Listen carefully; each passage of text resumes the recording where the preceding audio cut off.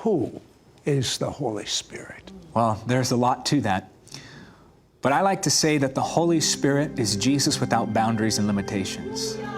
The Holy Spirit is Jesus on the cloud, as you would put it in technical terms, like technology. The Holy Spirit is the one who gives us boldness to evangelize. Think about what he did with Peter in Acts chapter 2. The same man who denied Jesus now boldly proclaiming the gospel. And for every time he denied Jesus, 1,000 people came to the Lord. Think about the Holy Spirit and how he stirs faith within the soul, causing us to believe for the miraculous in ways that we would not have otherwise believed. The Holy Spirit is the one who helps us to pray, because no man or woman, no matter how anointed they are, knows the way into the presence of God. Only the Holy Spirit knows the way into the presence.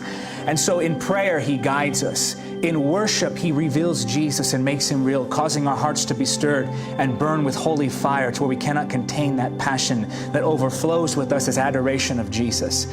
The Holy Spirit is the one who helps us to walk in holiness. So for those who are bound and weighed down by the shame and the sickness that is sin, the Holy Spirit offers freedom. He is the Holiness Spirit, the one who breaks the power and the chains that, even those habits that people have had for years. He breaks those addictions. He breaks those bondages. The Holy Spirit is the one who delivers the captives from demonic oppression. The Holy Spirit is the one who moves in us and gives us revelation of the Word. Sometimes when we read the Word, we're saying, I just want to see Jesus. He causes the information of the Word to go from just information to revelation, and revelation brings transformation.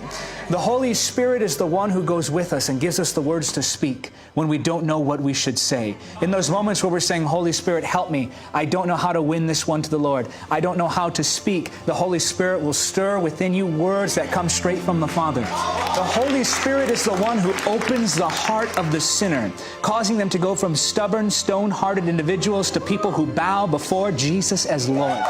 The Holy Spirit is the one who anoints us for ministry and appoints us into the call of God. He takes ordinary lives and makes them lives that transform the world. I like to say that a single moment spent in the presence of the Holy Spirit can transform your life, but a life spent in the presence of the Holy Spirit can transform the nations. The Holy Spirit is that something more. He's that deep stirring. What was it, do you think, that caused the martyrs to lay down their lives and say, take my blood, we want to preach the gospel. Jesus is Lord. That's the Holy Spirit stirring the love of God in that heart, shedding the love of God abroad in our hearts. The Holy Spirit is the one who gives us all the promises of the Father. The Holy Spirit is the one who causes us to walk in the perfect will of God, not by the day, not by the hour, but down to the millisecond like Jesus. You really love the Holy Spirit. I could go on and on and on.